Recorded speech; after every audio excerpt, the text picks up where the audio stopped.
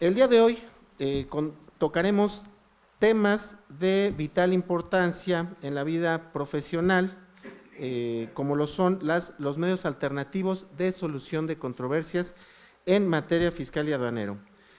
De igual forma, agradecemos a las personas que nos siguen en redes sociales a través de la página de Facebook de la Facultad de Derecho y de la página de Facebook del Seminario de Derecho Procesal. El día de hoy contamos con la presencia de destacados ponentes, como lo es el doctor Carlos Javier Verduzco Reina. Doctor, muchísimas gracias por su participación.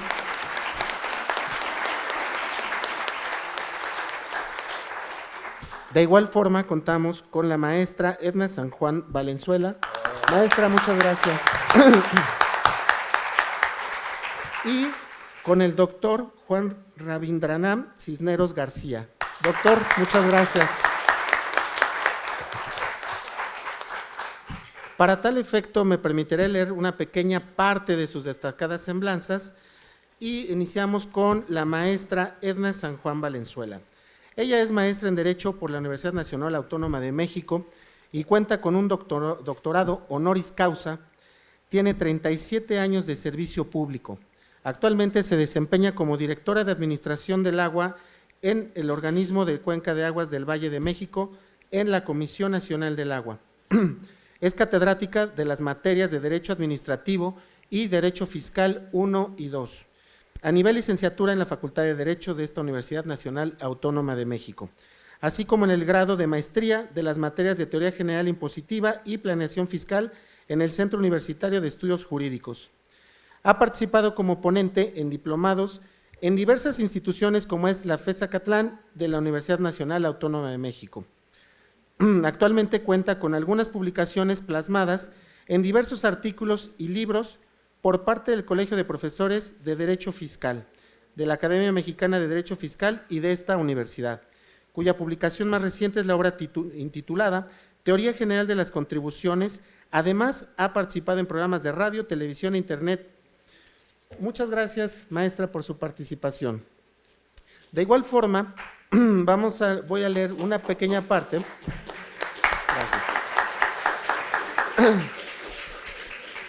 De la semblanza del doctor Carlos Javier Verduzco Reina. Él es licenciado en Derecho por la Facultad de Derecho de esta Universidad Nacional Autónoma de México y cursó la especialidad en Finanzas Públicas en la División de Estudios de Posgrado de esta universidad. Es maestro en Derecho Fiscal y Administrativo y doctor en Derecho, grados académicos que obtuvo con mención honorífica. Es profesor por oposición de la materia de Derecho Fiscal en esta Facultad de Derecho y profesor de las asignaturas Federalismo y Coordinación Fiscal y las personas físicas y las contribuciones en el curso superior de posgrado con especialidad en Derecho Fiscal que se imparte en esta facultad. Es profesor de la materia Las contribuciones sobre los bienes patrimoniales en la especialidad de Derecho Fiscal que se imparten en la División de Estudios de Posgrado de esta Universidad Nacional Autónoma de México. Es miembro numerario de la Academia Mexicana de Derecho Fiscal, del claustro de doctores de la Facultad de Derecho de la Universidad Nacional Autónoma de México y de la Asociación Nacional de Doctores en Derecho. Fue distinguido con la Cátedra Extraordinaria Ernesto Flores Zavala por el Consejo Técnico de la Facultad de Derecho de esta universidad en el año 2008. Fue distinguido por la revista Estrategia Fiscal como uno de los 100 fiscalistas más influyentes en México en los años 2016 a 2021. En su experiencia profesional es socio director del despacho jurídico Verduzco Abogados, firma especializada en la representación jurídica de particulares en asuntos de naturaleza administrativa y fiscal. Doctor, muchas gracias por acompañarnos.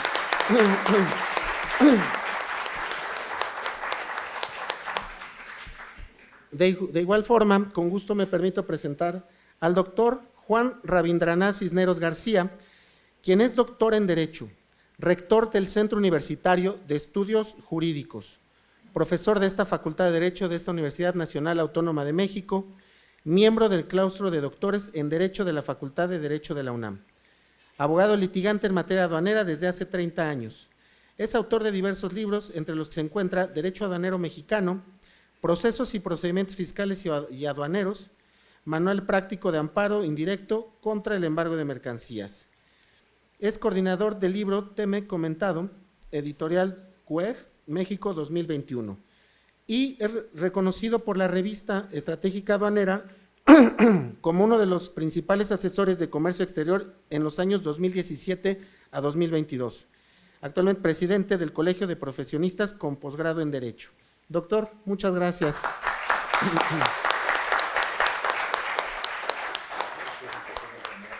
Con esto vamos a dar inicio a al evento del día de hoy.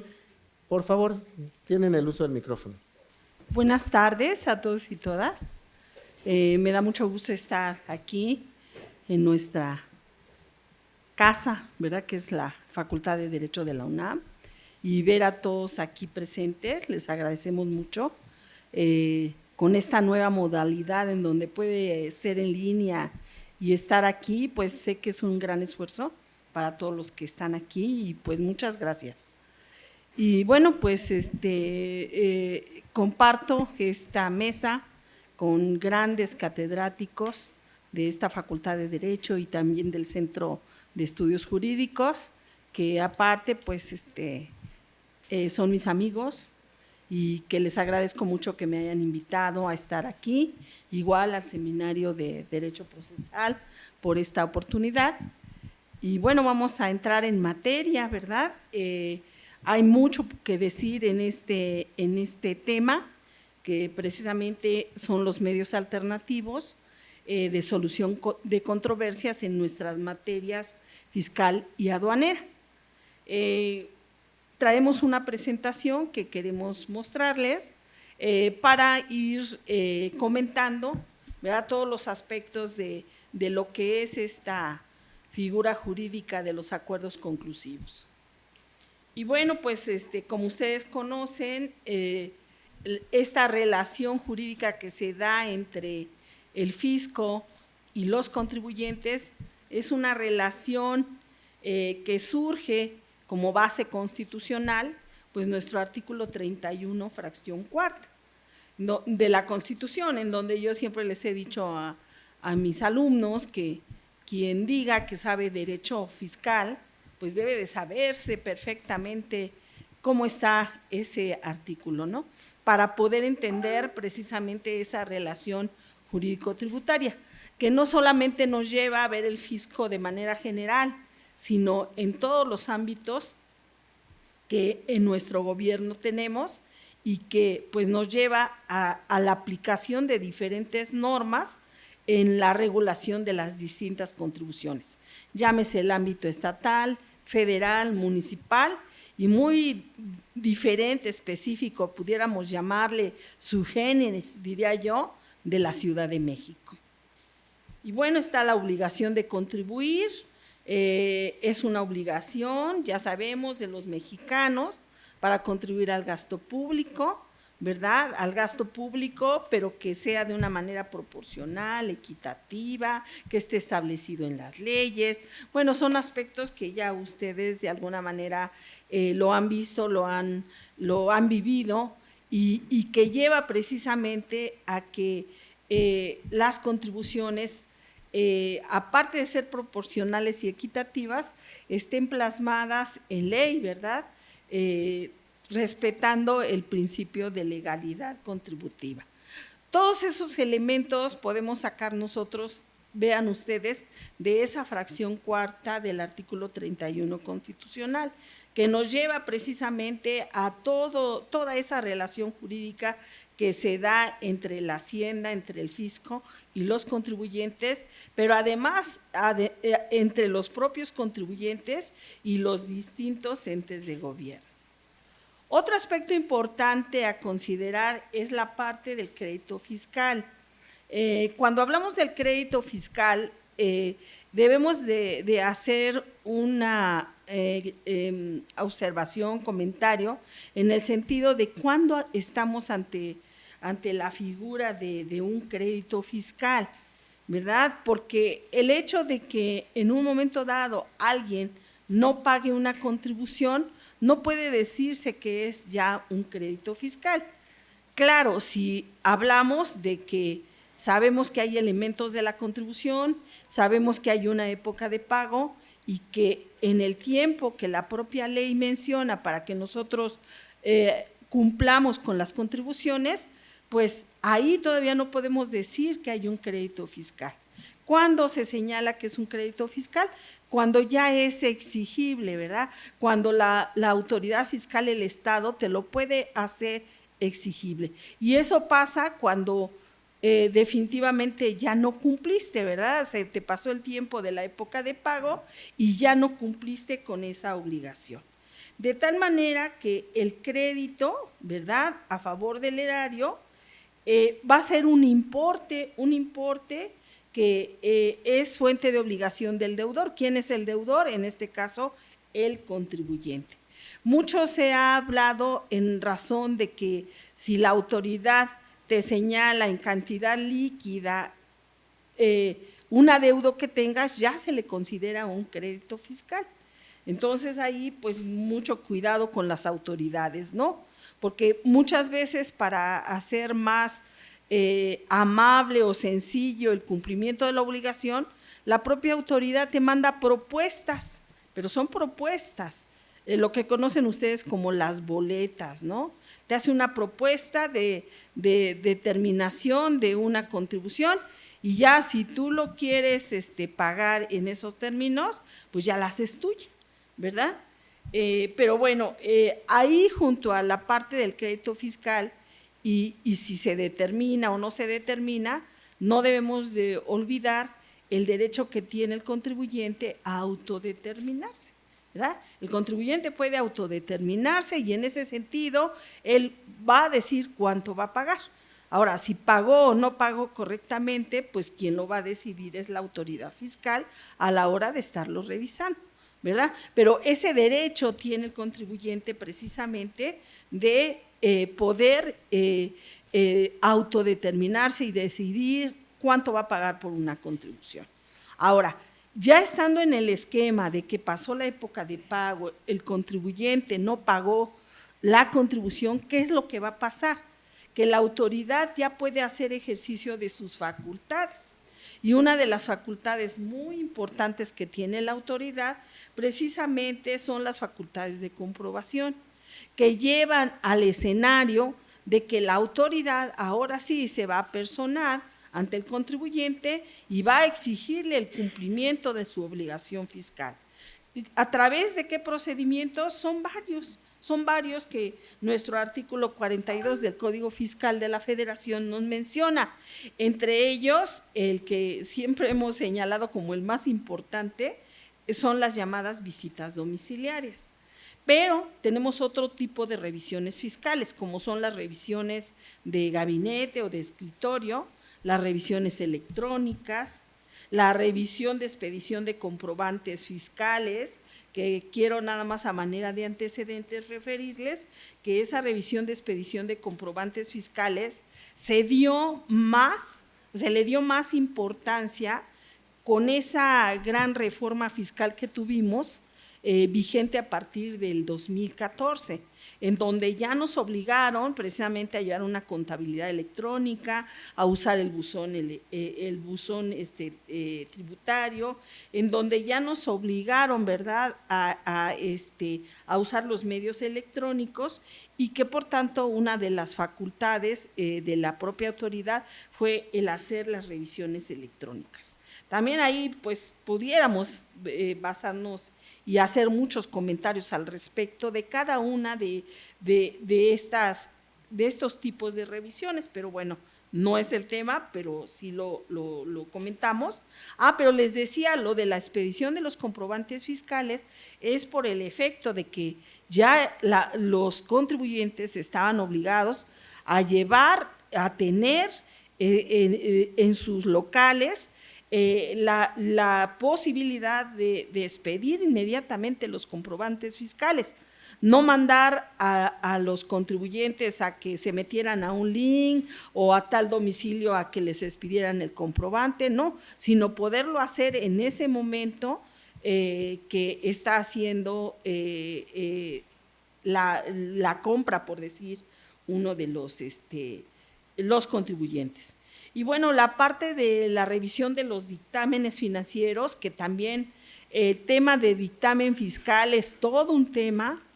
Yo les he comentado a mis alumnos que a veces se abusan de las figuras jurídicas y eso lleva a que la autoridad ponga ciertas trabas, ¿no?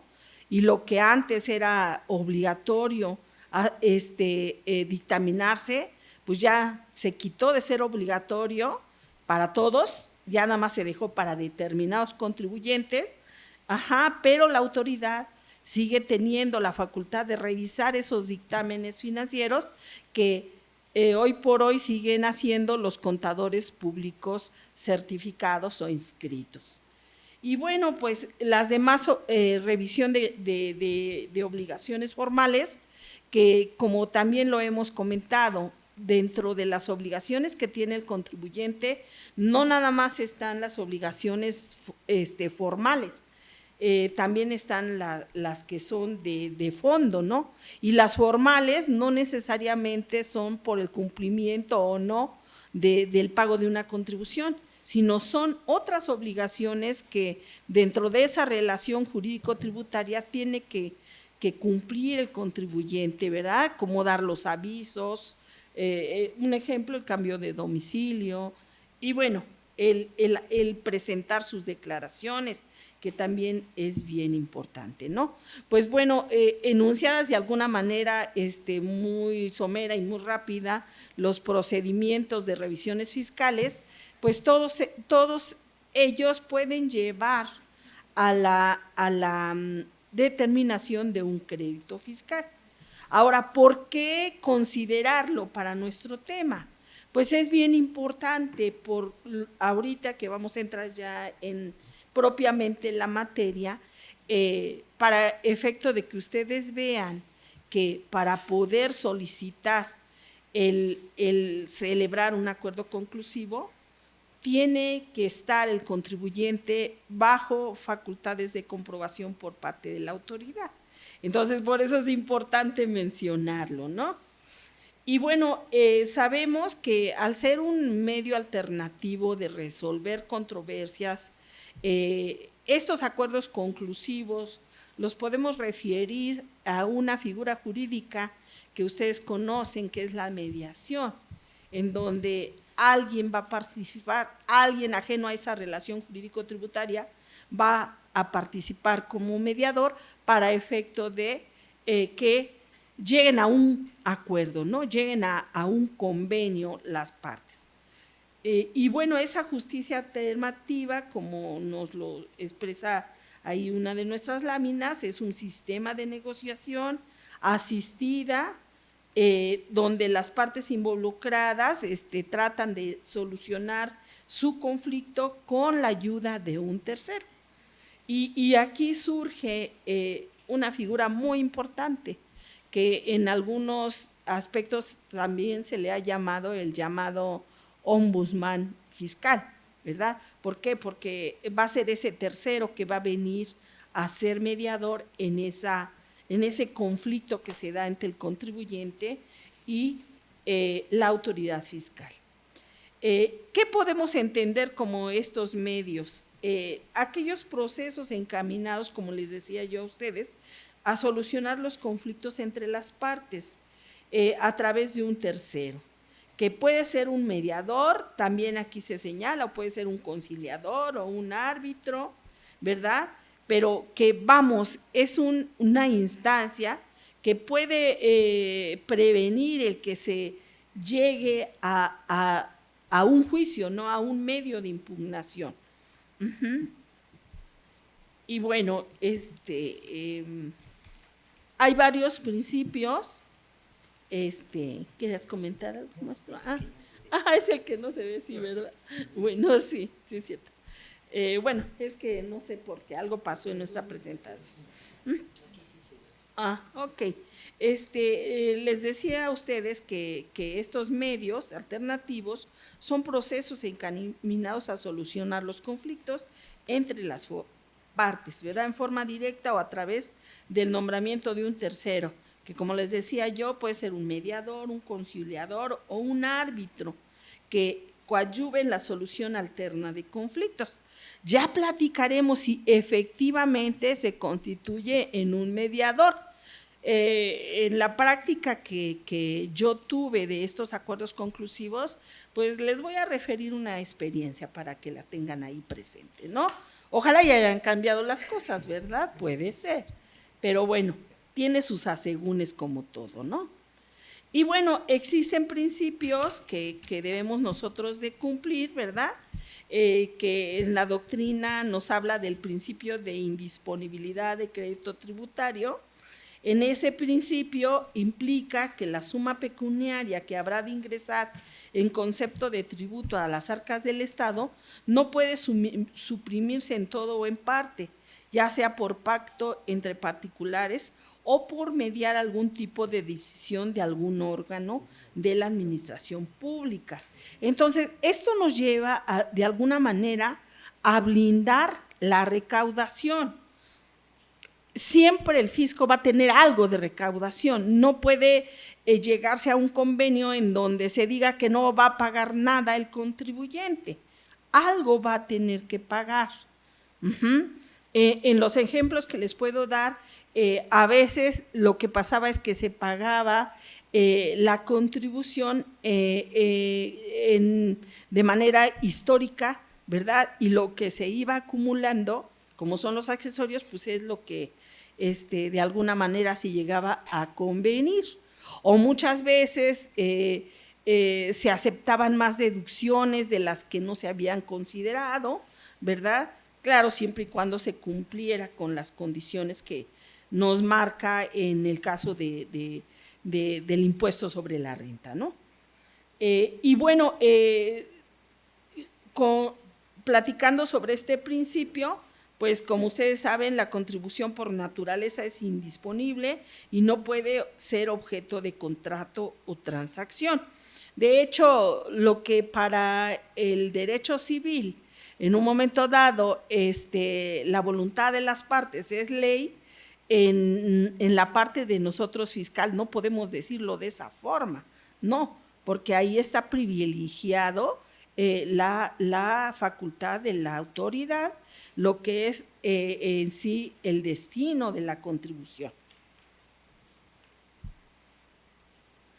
De tal manera que, derivado de la existencia de incertidumbres respecto de los elementos de hecho y de derecho que en su caso conforman la determinación de la obligación tributaria, es que no se podría válidamente entender que existe una disponibilidad de la obligación tributaria cuando justamente lo que no se quiere es la determinación. Fíjense que ahí lo que llamaba la atención cuando ya como autoridad estábamos ante la presencia de un acuerdo conclusivo, es que igual el contribuyente abusaba de la figura, y abusaba de la figura en el sentido de que, van a ver ustedes más adelante, se señala que debe de haber hechos controvertibles con los que no esté de acuerdo, pero muchas veces ni siquiera todavía la autoridad le estaba diciendo algo y ya estaban queriendo que se suscribiera un acuerdo conclusivo. Entonces ahí es donde a la PRODECON, que era el mediador, pues nosotros como autoridad fiscal que les decíamos, ¿saben qué? Espérenme, pues todavía ni le hemos dado a conocer hechos y ya está queriendo que suscribamos un acuerdo conclusivo. No hay hechos controvertidos. Digo, en algunos casos eso nos sirvió pues para que desecharan la solicitud, ¿no? Por no cumplir con un requisito. Sí, adelante, maestro. Nada más voy a hacer un comentario. La maestra, como ven, ha sido autoridad. Yo soy de los particulares, entonces ahorita está bien lo que ella dice, pero yo por el otro lado, y aquí está el doctor, puede decir, a veces las autoridades son las que no quieren el acuerdo, pero bueno, ahorita nada más quería apuntar a nuestra querida maestra, porque ella, y lo ha hecho muy bien, de hecho, nos tocó ser contrarios en varios juicios, o sea, pero aquí estamos en juicios. En lo personal, yo creo que nos tenemos una amistad ya de muchos años, y esa es una de las ventajas que nos da esta materia, O sea, no tenemos tema personal con nadie, pero bueno, nada más quisiera hacer un apunte cuando habló la doctora del principio de autodeterminación o autoliquidación, hay una jurisprudencia muy interesante que dice que no es un derecho, sino es una modalidad de cumplimiento. Entonces, por eso lo que está diciendo, tiene mucha razón en el tema, porque es verdad. O sea, aquí habría que llegar a un punto, ahorita yo creo que lo vamos a abordar, si en esta materia hay o no medios alternativos. Yo a lo mejor pensaría, pues yo creo que todavía el mandato constitucional está lejano, porque tenemos uno, y es a contentillo de las partes. Es cierto, pero tenemos que avanzar. Y lo que yo comentaría es que el cumplimiento, que sí es una obligación, y por eso la maestra dice que el particular tiene que pagar algo. Pues es entendible. Si mi propósito de llegar a un arreglo es no pago nada, pues seguramente no va a haber arreglo. A veces el tema es que luego la autoridad dice, no, pues yo quiero prácticamente todo, pues mejor vámonos a juicio a ver cómo nos va. Es un tema muy interesante, van a ver que se va a poner ahorita buena la plática. Gracias, maestro, gracias. Bueno, ok. Comentados estos aspectos generales que pudiéramos decir, es importante entonces que ustedes vean quién va a llevar esos acuerdos conclusivos. Si estamos ante la figura de una mediación fiscal, ¿dónde está el mediador? ¿Quién es el mediador, no? Y en ese sentido quiero decirles que existe la PRODECON, Procuraduría de la Defensa del Contribuyente, que como bien lo comentaba el maestro, cada que surgen temas que tengan que ver con la revisión de alguna manera de la actividad de la autoridad, pues se constituyen una piedrita, ¿verdad?, en el zapato para las autoridades. Pero bueno, hablamos de PRODECON, la Procuraduría de la Defensa del Contribuyente, el Ombudsman en materia fiscal. Y bueno, aquí quiero que reflexionen mucho porque está muy interesante toda esta parte de antecedentes que es bueno saberlos, ¿no? A veces no nos gusta irnos a la historia, pero pues dicen que quien conoce la historia no repite los errores, ¿no? Y bueno, aquí, ¿qué es lo que pasa? Vean las fechas ustedes. Se da la reforma al artículo 18b del Código Fiscal, pero fíjense cuándo se da la reforma, en el 2004, 5 de enero del 2004. Es cuando por primera vez se habla de un organismo autónomo que va a tener una estructura y atribuciones, y ya es cuando ahí vemos la incursión de la Procuraduría. Después, hasta el 4 de septiembre de 2006, ya por decreto, en donde se expide su ley, ya se le da estructura, se señala el funcionamiento, las principales actividades que va a tener. Pero no es sino hasta el 1 de septiembre de 2011 cuando entra en funciones. Muchas veces, lo sabemos, en la ley se señala que se va a crear un organismo, sí, pero ahí está establecido. Pero de aquí a que entre en funciones, vean ustedes cuánto tiempo pasó, de 2004 hasta el 2011. ¿Y por qué? Pues porque se tenía que organizar, se tenía que señalar cómo iba a estar integrado, cuáles iban a ser sus funciones, pero además la tenían que dotar de recursos, ¿verdad?, para poder funcionar. Y aparte buscarle un lugar donde estar, en fin, toda una dinámica que implica el crear nuevos organismos. Y bueno, surge a la vida jurídica hasta el 4 de septiembre de 2006, pero ya entra en funciones a partir del 1 de septiembre de 2011. ¿Qué normatividad regula a la PRODECON? Pues está ahí señalado en el artículo 18b del Código Fiscal. Se da la ley orgánica que señala sus atribuciones en el artículo 8, en donde nos habla de que este organismo, su naturaleza jurídica es de un organismo descentralizado, ¿verdad? Que va a tener su propia personalidad y su patrimonio propio, pero además que está dotado de plena autonomía, tanto técnica, funcional y de gestión. Visto de esta forma, pues dices, oh, no, pues sí, es un organismo descentralizado, sí va a depender del poder ejecutivo, pero finalmente en su funcionamiento, en sus atribuciones, va a tener plena autonomía. La propia PRODECON crea sus lineamientos para, pues, ahora sí que señalar sus atribuciones más específicas, y eso fue publicado el 8 de agosto del 2011. La incursión de los acuerdos conclusivos. Los acuerdos conclusivos, como lo comentábamos, es un acuerdo que se da entre los contribuyentes y las autoridades fiscales. Como ustedes saben, sí se le considera como un medio alternativo de solucionar controversias, ¿verdad? Que como sabemos, han tratado de que se desahogue la carga de trabajo que se tiene en los juicios, tratando de que a través de este medio alternativo, pues no se llegue a un juicio largo, ¿no?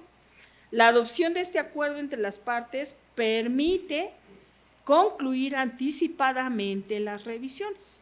Por eso les decía que era importante comentar los diferentes tipos de revisiones fiscales que hay, porque el irse a un acuerdo conclusivo va a implicar la suspensión de ese procedimiento y el que se pueda llegar a un arreglo con la autoridad fiscal, a efecto de evitar pues seguir todo el procedimiento que en el caso de la visita y la revisión de gabinete puede llevarse hasta 12 meses para poder concluir el procedimiento, y que generalmente siempre una de las cuestiones como resultado que se da pues es la determinación de un crédito fiscal.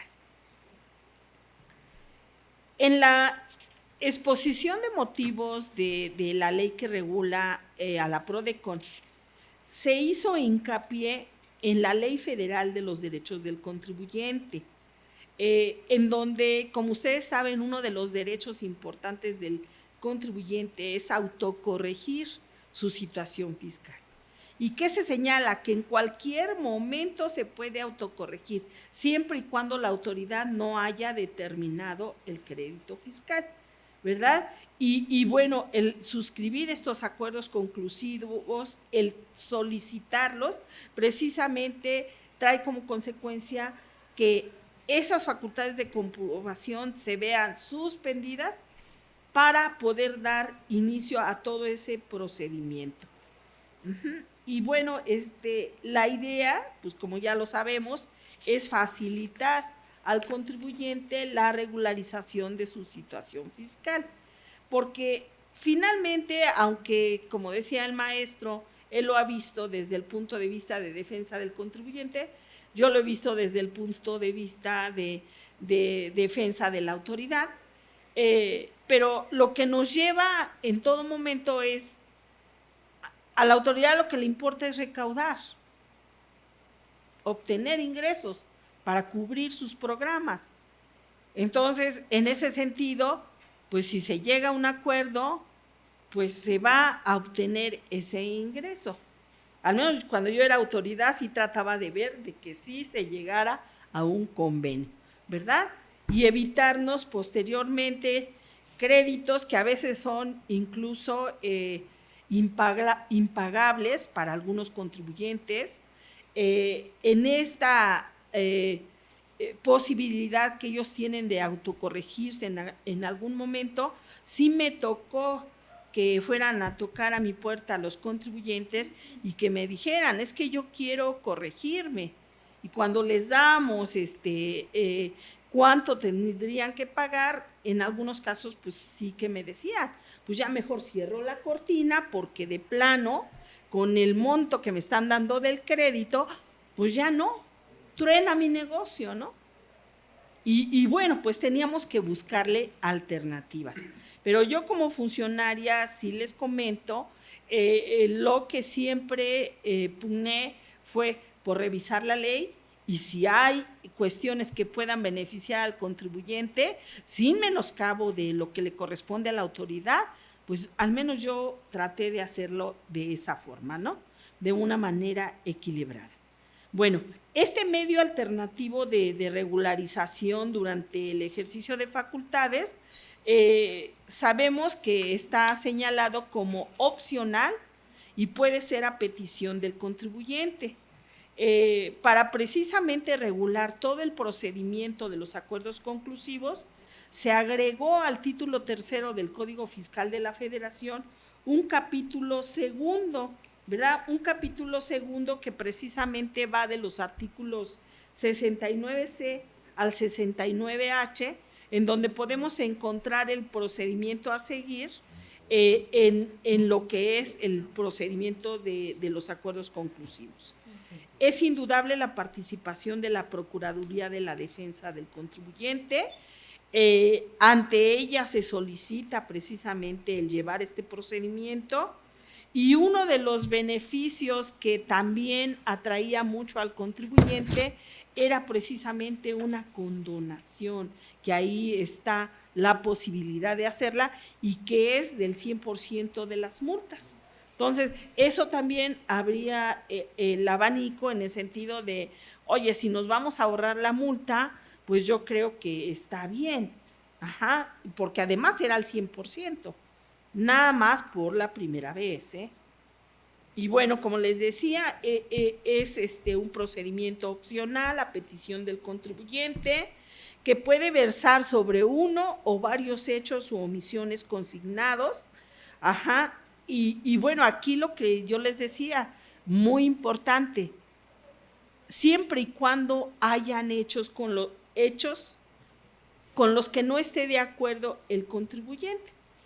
Y bueno, ¿qué facultades de comprobación?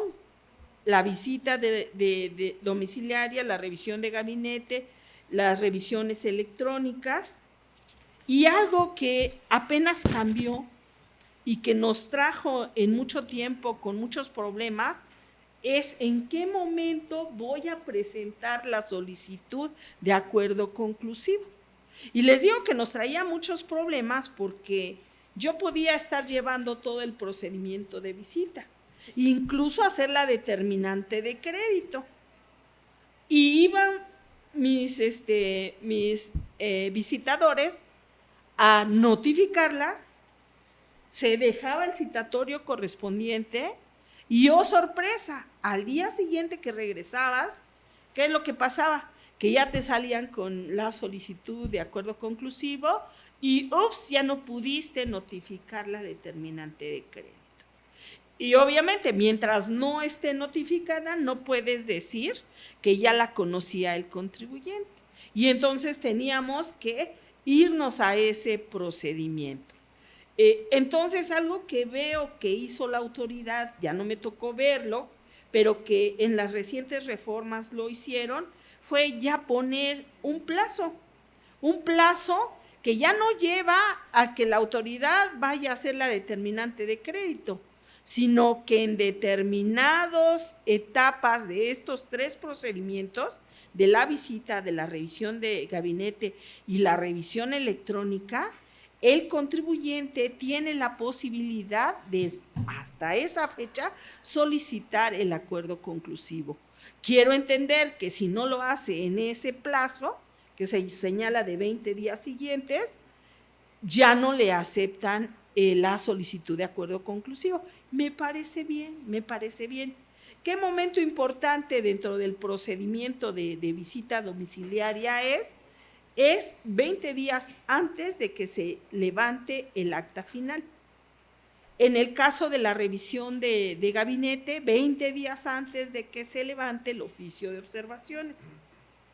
Y en el caso de las revisiones electrónicas, 20 días antes de la resolución, quiero pensar que es de la resolución definitiva, porque la provisional es la que le da origen a la revisión electrónica. Pero aquí es bien importante, siempre que la autoridad haya hecho ya una calificación de hechos o omisiones. Si la autoridad todavía no ha hecho una calificación de los hechos o omisiones, ¿contra qué se van a ir a solicitar el acuerdo conclusivo? Ahora, sabemos que la intervención de los visitadores no es valorar lo que le están entregando, es anotar en sus papeles de trabajo todo lo que le está entregando el contribuyente, pero todavía no entran a la cuestión de valoración. Entonces, si están en la etapa del procedimiento de la visita, pero que todavía no se va a llegar al acta final, pues entonces no podrían presentar el acuerdo conclusivo. Y les digo, eso es importante, qué bueno que ya lo acotaron, porque sí nos traía así problemas, ¿no? Y bueno, si el contribuyente opta por el acuerdo, pues tiene que presentar un escrito señalando los hechos o omisiones, expresar qué calificación le dio la autoridad y puede adjuntar la documentación que corresponda. Toda esa información, la autoridad, que es la PRODECON, le va a informar a la autoridad que está haciendo la revisión que existe una solicitud de acuerdo conclusivo y le va a dar un plazo de 20 días a la autoridad para que se pronuncie. También ahora sí que con la cuestión, el apercibimiento de que si la autoridad no hace caso, le puede imponer una multa. Ahorita platicaremos de cuánto es la multa, ¿no? Pero entonces se da inicio al acuerdo conclusivo con el escrito de solicitud. La autoridad, que es la PRODECON, lo va a admitir en 3 días. Si no lo admite, quiere decir que hay alguna cuestión que no es clara del contribuyente y entonces lo va a requerir para que en 3 días pueda subsanar, y si no, tendrá por no presentada la solicitud. Si admite la solicitud, ¿qué es lo que va a pasar? Lo que les decía, 20 días a la autoridad para que conteste. La autoridad tiene que hacer el acuerdo de suspensión del plazo del procedimiento que esté llevando, ya sea una visita, una revisión de gabinete o la electrónica. Si no tiene contestación, lo que les decía, que le va a imponer la autoridad, le va a imponer una multa. Y actualmente la multa está entre 5 y 10 salarios mínimos. Si le aplica la mínima, son 26,275 pesos. Y si le aplica la máxima, son 52,250 pesos. Imagínense que algún servidor público, por negligencia o porque no le pasaron la correspondencia o no la revisó, se le va el plazo, pues va a tener que pagar la multa. Y para pagar multas no hay presupuesto, ¿eh? Multas que te impongan quien cometió la omisión, o al menos yo así lo manejaba, le va a tocar pagarla. Nada más un comentario. Maestro. Como la multa es para el cargo, a mí me tocó con por cierto, un maestro de aquí de la facultad, no voy a decir su nombre. Pues sí, porque no, me imagino, ¿para qué lo...? Pero le tocó, pues que le cobraron una multa por una cuestión del cargo, y él andaba en que la litigaba o no. Estábamos viendo eso, pero en su declaración del ejercicio tenía saldo a favor y que se lo lleva el SAT. Pues de ahí lo tomó. Entonces sí, claro que sí sucede. Ahora, yo nada más haría un comentario. Para uno de contribuyente, ¿de qué nos sirve que multen a las autoridades? Pues de nada. Si nos dieran el dinero, bueno, pues múltenlos, ¿no? Y ahí vamos a mitad y mitad. Pero no, el dinero sigue siendo para el fisco. Y nosotros, el tema es que los justiciables nos quedamos como estábamos antes. Y todavía no entramos a la materia aduanera, ahorita que hable el doctor, van a ver.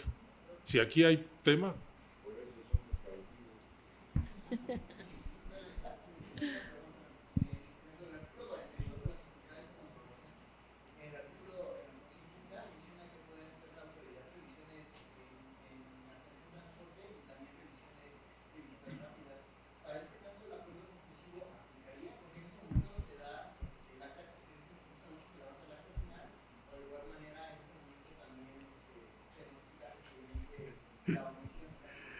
Sí.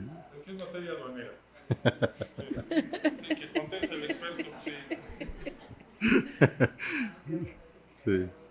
Pues miren, el problema que tenemos en la materia de aduanas es que no hay mecanismos alternativos, ¿no? Esa es una realidad. Lo único que tendríamos serían las visitas domiciliarias. Ahí podría caber. De hecho, aquí tenemos un experto, el doctor Cabrera. Pero prácticamente no. O sea, fíjate que cuando empezó el sexenio, nos invitaron a formar parte de la Administración General de Aduanas en aquel entonces. Y algo que se propuso en una nueva ley era precisamente un capítulo completo de medios alternativos.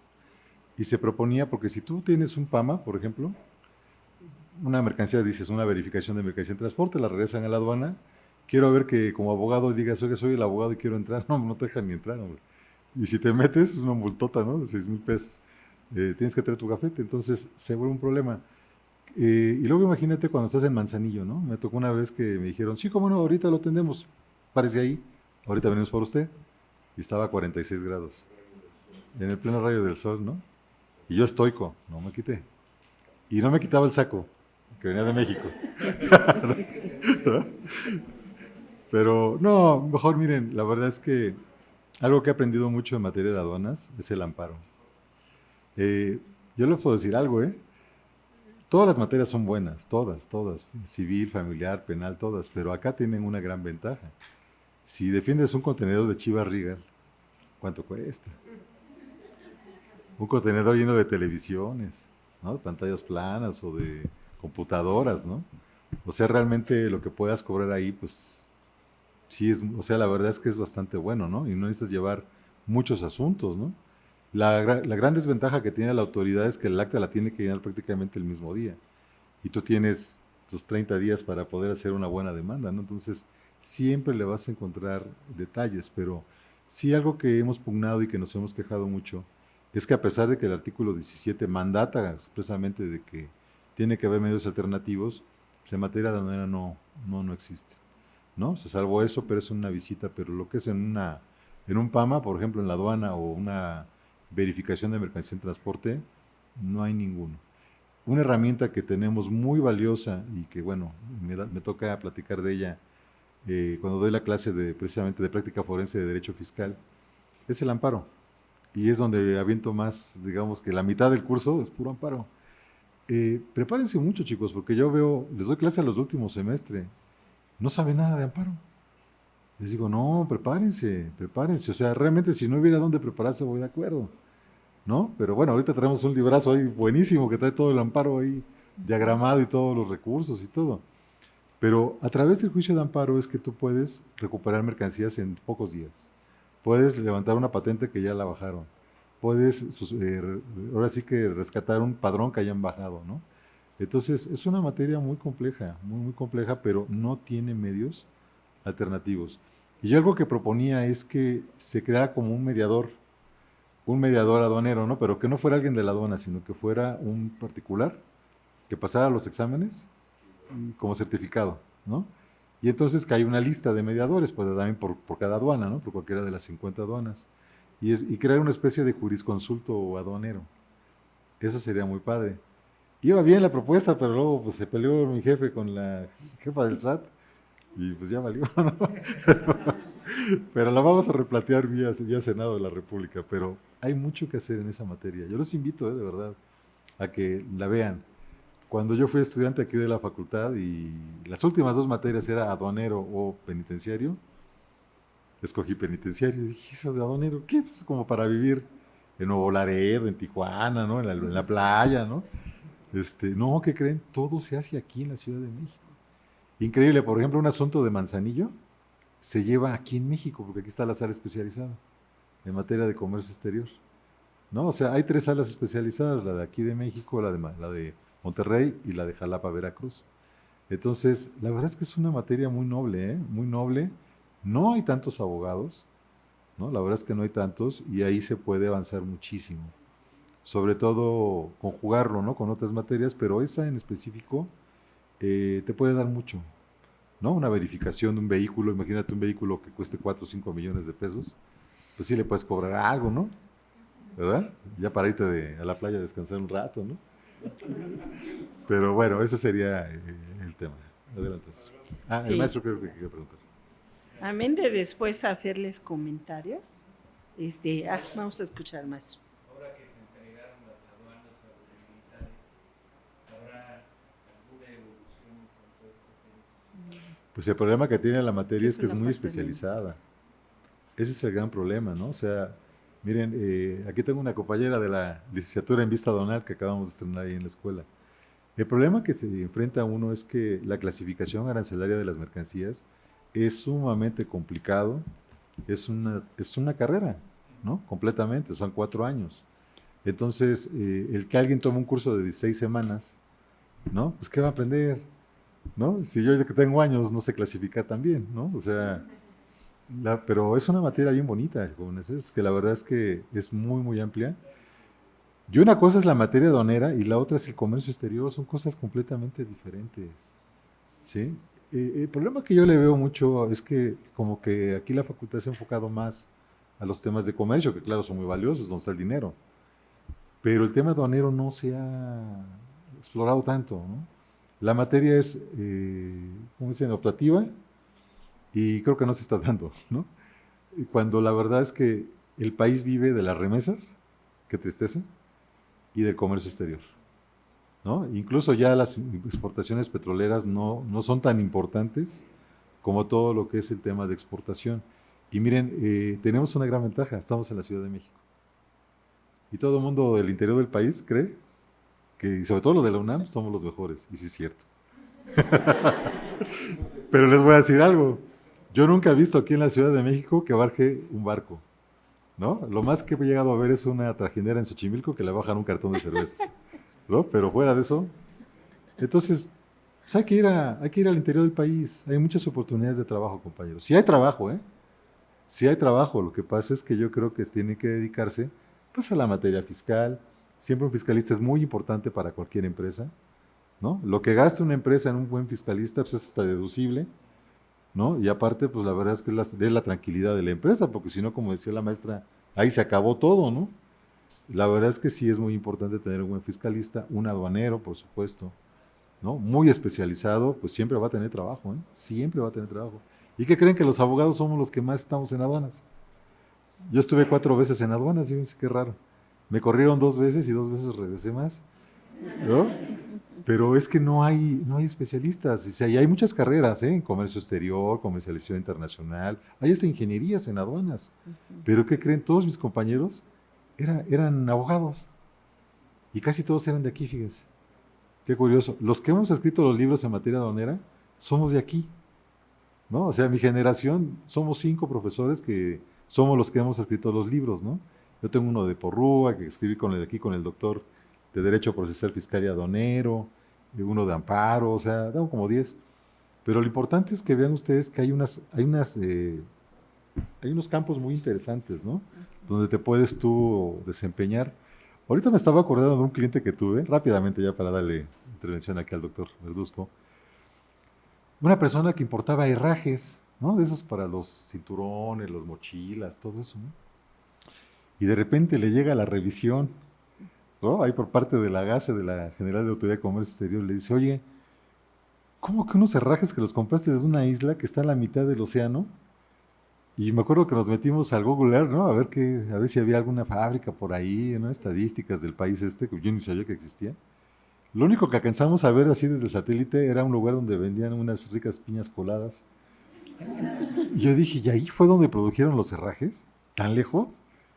¿No? O sea, ¿y tantas? O sea, dije, no puede ser, ¿no? Evidentemente estaba todo mal. Nos fuimos al conclusivo, ¿no? Pues lo fuerte era la multa. Pues le quitaron la multa y pues ya no lo vuelvas a hacer, ¿no? Entonces, no, pues claro que sí sirve. Bueno, eso fue una excepción, pero fue una visita. Pero en la aduana, una verificación de mercancías, no hay más que el amparo, compañeros. O esperarnos a que la aduana dicte resolución, y es o recurso, revocación, o juicio contencioso administrativo, ¿no? Y después el amparo directo. Pero bueno, adelante, mi querido. Sí, gracias. Bueno, continuando con el acuerdo conclusivo, pues ya está solicitado. La autoridad puede pronunciarse en dos sentidos, o aceptar irse a esa negociación, o bien decir que no está de acuerdo, y lo que le pide la PRODECON es que esté debidamente fundado y motivado porque no quiere aceptar el acuerdo. Eso en un término de 10 días la PRODECON lo va a analizar y si estima que tiene razón la autoridad, pues va a dar por cerrado el procedimiento notificándolo a las partes. Ya notificado la conclusión del acuerdo conclusivo, bueno, que no hubo, ya la autoridad reanuda nuevamente los plazos que había suspendido del procedimiento. Ahora, si sí acepta la adopción del acuerdo, la autoridad, que es la PRODECON va a tener 7 días para realizar el proyecto de convenio y el contribuyente debe de expresar que solicita que le condonen la multa al 100%. Una de las cuestiones que a mí me tocó ver es que no lo invocaban. Y entonces, si no lo invocaban, pues nosotros como autoridad, pues no lo vamos a dar, ¿no? Y ahí es donde entraba la cuestión de PRODECON, de en ciertas, ¿cómo se llaman? Reuniones que convocaba la propia PRODECON como diligencias de mejor proveer, ya conminaban a la autoridad que sí aceptara la condonación de la multa al 100%. Y bueno, aquí quiero decirles que realiza el proyecto de acuerdo, que es un convenio, y lo pasa a las partes y nos dan oportunidad de nosotros poder decir si estábamos de acuerdo en los términos o no estábamos de acuerdo. Esas reuniones que se llevaban previamente eran buenas porque ahí se levantaban papeles de trabajo y se llegaba de alguna manera ya al acuerdo de pues si me debías 2 millones, va a quedar en 1 millón, ¿no? Y ya se hacía el detalle de por qué quedaba en esa forma. Ahí lo que sí nos pedían es que a esas reuniones asistieran personal con la facultad de decisión. No que fuera cualquier funcionario nada más a oír, no, que tuviera la facultad de decisión porque ahí se iban a tomar realmente el acuerdo de cómo se iba a quedar el acuerdo conclusivo. Y bueno, pues ya nos citaba firma la PRODECON. Muchas veces, la verdad, ya ni asistíamos nosotros, ellos obtenían la firma del contribuyente y nos mandaban el documento y lo firmábamos. Y fíjense ustedes una cuestión, esta reforma al Código Fiscal se da en el 2013, en donde meten todo el procedimiento de acuerdos conclusivos. De tal manera que empezamos a incursionar en esa figura a partir del 2014. Quiero decirles que como una figura nueva, no se tenía establecido ni siquiera el procedimiento. No sabía la autoridad PRODECON ni cómo iba a partir, de dónde iba a partir, cómo iba a hacerlo. Pero por otro lado, había otra cuestión, que quienes estábamos haciendo la visita domiciliaria, en el caso de las visitas, éramos la autoridad local, en este caso la Ciudad de México. Y entonces, ¿cuál era la circunstancia? Como autoridad local, pues teníamos el convenio de colaboración administrativa. Pero el convenio de colaboración administrativa todavía no consideraba el que pudiera la autoridad local llegar a la firma de esos acuerdos conclusivos. Y entonces, ¿qué me dijeron? Pues vas, maestra. Oye, espérame, es que yo no voy a poder firmar porque no tengo algo que me soporte, que tengo las facultades para firmar ese acuerdo conclusivo. y la preocupación, ¿no? Yo voy a firmar, va a implicar menos recursos, me pueden acusar de detrimento al erario, y en fin, ¿qué tuvimos que hacer? Tratar de soportar ese aspecto.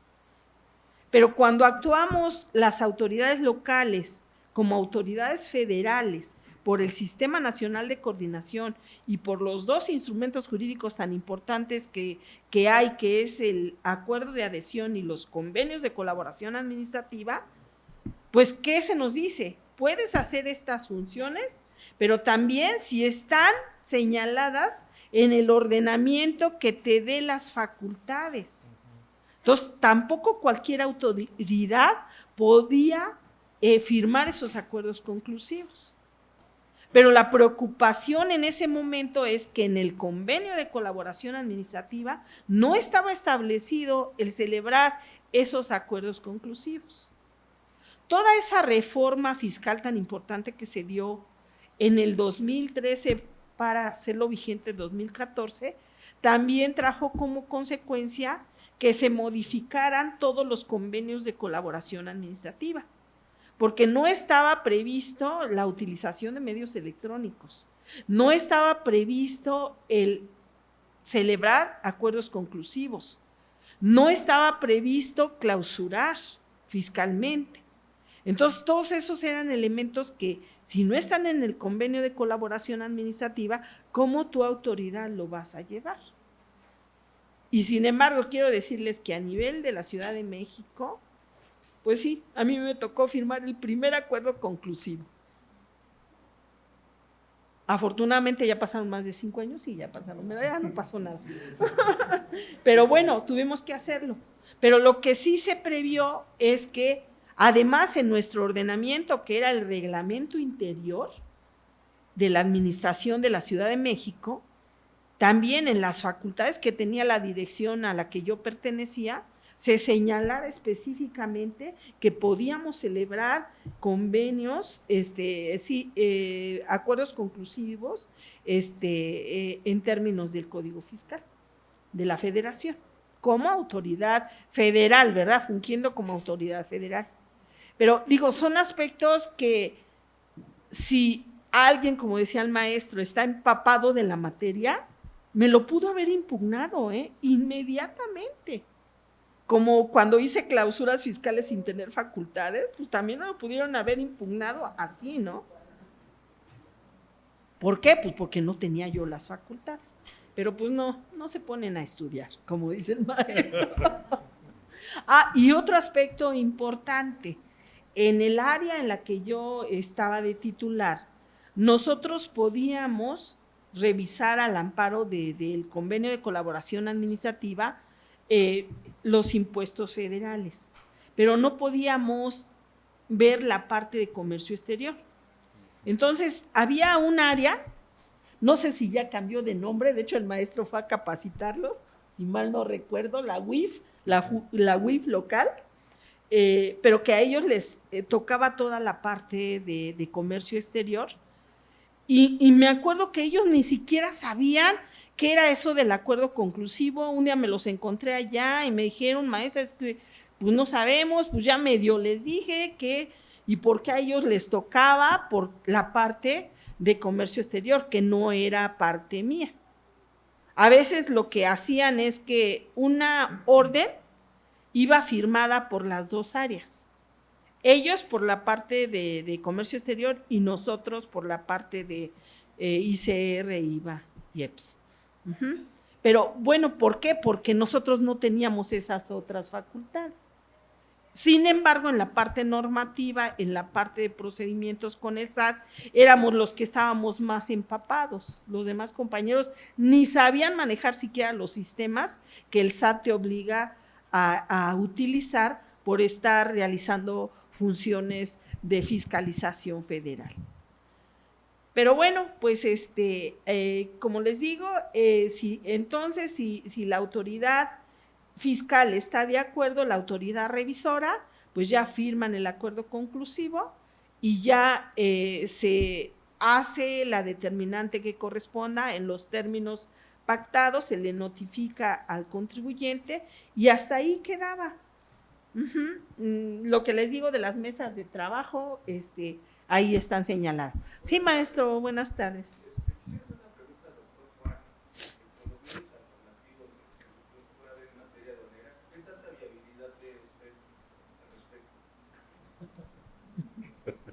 No, pues todas. Miren, ahorita hablábamos de la clasificación arancelaria, ¿no? Muchas veces es que hay mercancías bien difíciles de clasificar, ¿no? Aquí platicábamos, por ejemplo, del huevo Kinder, ¿no? Que decían, bueno, ¿es un juguete o es un chocolate, ¿no? ¿Cómo se clasifica? Mercancías que están asociadas, mezcladas, ¿no? Se vuelve muy difícil. Entonces puede haber disparidad de criterios, ¿no? Entonces, incluso la ley aduanera establece algunos casos en los cuales no se sanciona tan fuerte a la agente aduanal, que es el responsable de la clasificación. Pero aquí yo creo que una posibilidad de que un tercero, ¿no? De una manera más imparcial, objetiva, sea el que diga si va en esa fracción o no va en esa fracción, pues claro que sí, ¿no? Ahí entra, por ejemplo, lo que sería el árbitro, ¿no? La mediación. El problema que tenemos es que la ley tiene multas altísimas, completamente contrarias al GATT, al Acuerdo sobre Facilitación, al Convenio de Kioto. Miren, es que es una parte esa de las sanciones también bien interesante, ¿eh? Casi todos los PAMA los ganamos, casi todos, ¿no? Uno que se perdió fue porque se nos pasó el plazo, ¿no? El término. Pero bueno, hasta eso no se perdió tanto. Es importante ver que sí se puede echar a andar, pero requiere mucho también de la preparación de las personas, ¿no? Lo hemos platicado. El problema es que realmente, pues no, digo, Omar, tú lo supiste ahí en aduanas, o sea, miren, a ver chicos, perdón, que abuse del tiempo. Es que pasa que muchos de ustedes cuando llegan a trabajar allá hacen el servicio social. Fíjense, eso es algo bien común. Les dan trabajo, ¿no? Van por el servicio social y salen con trabajo. Y llegan a su casa y dicen, oye, te vamos a ofrecer 18,000 pesitos. ¿Qué te parece? No, pues después de no ganar nada dices, no, pues venga, ¿no? ¿Qué creen? Ya no se reciben. Y así se quedan. Dicen, pues yo traigo mi lanita, ya se compraron su carrito. Ahora sí ya traen su novia, ¿no? Ya hay para invitarla a cenar, ¿no? ¿Y qué creen? De repente empieza a pasar el tiempo.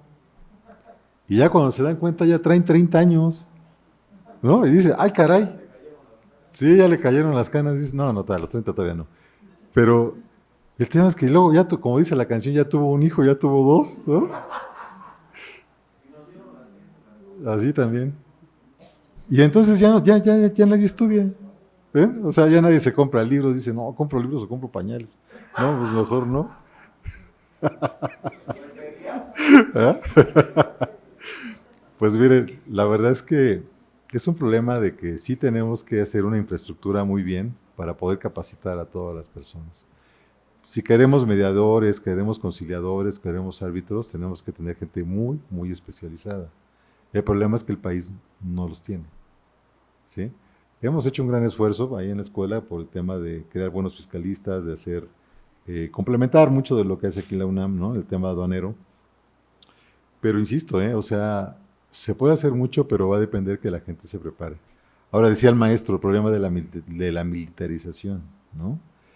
Pero aún sin embargo, pues la cabeza es un civil y sí hay mucho personal civil todavía, ¿no? Pero yo creo que sí, ahí tenemos una gran oportunidad, chicos. Ese sería mi mensaje. Hay una gran oportunidad como abogados de poder hacer cosas bien interesantes en esa materia, pero se tienen que preparar lo más que puedan, ¿no? Y sobre todo, como les digo, en todos lados, planear bien su vida, ¿no? Planear bien su vida desde ahorita, ¿eh? No se vale de que, es que estoy chiquito, tengo 20 años, estoy chiquita. No, pues pónganse a... O sea, hay que planearla bien, ¿no? O sea, ¿qué es lo que quieres hacer en 5 años, compañeros? ¿A dónde quieres llegar? Primero, pues su cédula, ¿no? Siempre se los he dicho. Aquí el tema sí o sí es su cédula. Trabajo va a haber toda la vida, ¿eh? Se van a aburrir de tanto trabajar. O sea, ahorita no se vayan por el canto de las sirenas de que, me van a dar 18, 20, 25. No, primero la cédula. Ya teniendo la cédula, no van a tener dinero como 10 años. Nada, es cierto. Pero después ya viene, ¿ven? Después ya viene, o sea, es un tema de esforzarse, o sea, Todas las materias son buenas, todas. Pero hay unas que son mejores que otras, ¿no? La materia fiscal, la materia aduanera son muy buenas materias. Pero tienen que estudiarle mucho, como todo. Toda la disciplina requiere muchas horas de práctica, ¿no? Pero hay que acercarse y la verdad es que la facultad también les da muchas posibilidades de hacer muchas cosas, ¿no? Pero sí, cuando hagan el servicio social, háganlo, ¿eh? Porque nadie lo quiere hacer. Háganlo. Es un lugar donde seguramente les van a dar trabajo. Pero lo primero es, recíbanse. Recíbanse y después, ahora sí ya regresen, ¿no? Ya con la cédula, ahora sí ya vengo. Porque además el problema va a ser que cuando tengas 30 años, que quieras subir a subadministrador, no te van a tomar en cuenta porque, ¿qué crees? No tienes cédula. No, pues hay que tenerla como de lugar, ¿verdad? Y este tema de los acuerdos conclusivos es muy bueno, sobre todo porque yo una vez a un cliente le quité una multa de 40 millones de pesos, ¿no? Luego ya no me quería pagar, pero bueno. Pero la verdad es que sí, es una buena es un buen tema este que están planteando ahorita aquí los doctores y pues bueno, amigo. Sí. Miren, nada más, valdría la pena aquí hacer un comentario antes de terminar lo que ha sido la exposición muy brillante, por cierto, de la doctora Edna San Juan. La verdad es que la Prodecon hace muchas cosas, hace más cosas realmente de lo que hemos platicado. Pero fíjense cómo nosotros nos centramos en un solo tema, que eran los medios alternativos para dar sentido a la plática que íbamos a compartir con ustedes. El problema es que solo tenemos un mediador. Ese sí es un problema, que solo tenemos un mediador que nació, sí, como dijo la maestra, con este esquema del ombudsman, como un mediador. Pero los medios alternativos son más variados. Realmente los medios alternativos son más variados. A mí me parece que, con independencia de lo que ahorita terminemos de ver en la parte práctica, en lo que sí ha ayudado la Prodecon a recaudar, porque aquí habría que tener en cuenta algo. Miren, la maestra ha sido autoridad, lo dijimos hace un ratito, los sistemas fiscales son generosos, no lo son. Ni podemos esperar eso, porque los sistemas tributarios están diseñados para recaudar, no están diseñados para otra cosa. Cuando nos dicen, es que, y se va a facilitar esto, dicen, pues, ¿por qué no dicen a uno la verdad? O sea, de todas maneras vas a tener que pagar. Y de todas maneras los sistemas de cobro coactivo se han endurecido mucho más. También eso es cierto. Las facultades que se han dado al sistema financiero son muy amplias, muy amplias. Tenemos muchos ejercicios de comprobación donde a lo mejor el contribuyente anda, pero el que no falla es la Comisión Nacional Bancaria. Y ahí ya pusieron contra la pared al contribuyente. Entonces, los acuerdos conclusivos pueden ser una buena opción. También, y pues, digo, yo sí quisiera no dejar de hacer este comentario, esta administración particularmente no le gusta la Prodecon. Ha hecho todo lo posible por desaparecerla, pero no ha podido, por fortuna, porque sí tiene una gran utilidad. ¿Cómo la han tratado de desaparecer? Quitándole presupuesto, no nombrándole titular. La persona encargada, que es una gente que yo conozco, el maestro Plasencia, es una persona súper chambeadora, le echa ganas, se ha formado, o sea, tiene todo el ánimo de servir desde su posición, pero no es el titular. Y no es el titular porque la terna que mandó el presidente en su momento, ninguno de los 3 candidatos tenía experiencia en materia fiscal. Era una pena, la verdad, las personas que mandaron. Tan es así que se promovieron amparos con interés legítimo de ciudadanos en los que intervino la Academia Mexicana de Derecho Fiscal, el colegio de profesores de aquí, de la facultad, para pedirle al Senado, oye, pues siquiera pon cuidado a ver si estas personas cumplen con el perfil, porque aquí se requiere un perfil de fiscalista que ninguno tenía. Se suspendieron, el presidente retiró la terna, yo creo se enojó, ya no volvió a poner ninguna, y eso no favorece a una instancia como la Prodecon. No sé si estoy claro, no favorece, porque si le quitan presupuesto, no tiene titular y las funciones se vuelven complicadas, ¿qué queda en el ánimo de las personas? Pues no sirve, no es cierto, desde luego sirve. Y lo que le dio origen y lo que le dio sentido a la Prodecon es un tema muy sencillo. A veces, no digo siempre, pero a veces efectivamente el contribuyente sí quiere pagar. Sí quiere pagar. No quiere pagar todo porque le parece que es un exceso, que hay un cálculo indebido, que puede demostrar que la autoridad se equivocó. Pero no es que no quiera pagar. Desafortunadamente, cuando nos vamos a juicio o a un recurso, pues vamos a todo o nada los dos. O sea, a las dos partes. Y eso no le sirve al fisco. No le sirve al particular, pero tampoco le sirve al fisco. Los esfuerzos, la verdad, nacieron en la Ciudad de México, antes que en materia federal. La verdad es que la Ciudad de México, y pues digo aquí, honor a quien honor merece, el doctor Carrasco, Hugo Carrasco fue quien empezó a darle fuerza aquí, en la Ciudad de México, cuando estuvo en la Procuraduría Fiscal, convenció a los entonces secretarios de Finanzas y jefa de gobierno, bueno, que fueran intentando acuerdos no conclusivos, sino acuerdos con los contribuyentes, porque la ley no lo permitía. Entonces, la historia de lo que andamos buscando, todos, es justicia fiscal. Entonces, también creo que no siempre es correcto ver a la autoridad como los malos. A lo mejor no hacen a veces bien su trabajo, por fortuna, porque si todos lo hicieran bien, no estaríamos platicando de esto. A lo mejor nosotros andaríamos vendiendo Biblias en el metro, haciendo otra cosa, ¿no? No hablando de esto. Porque el tema es la interpretación.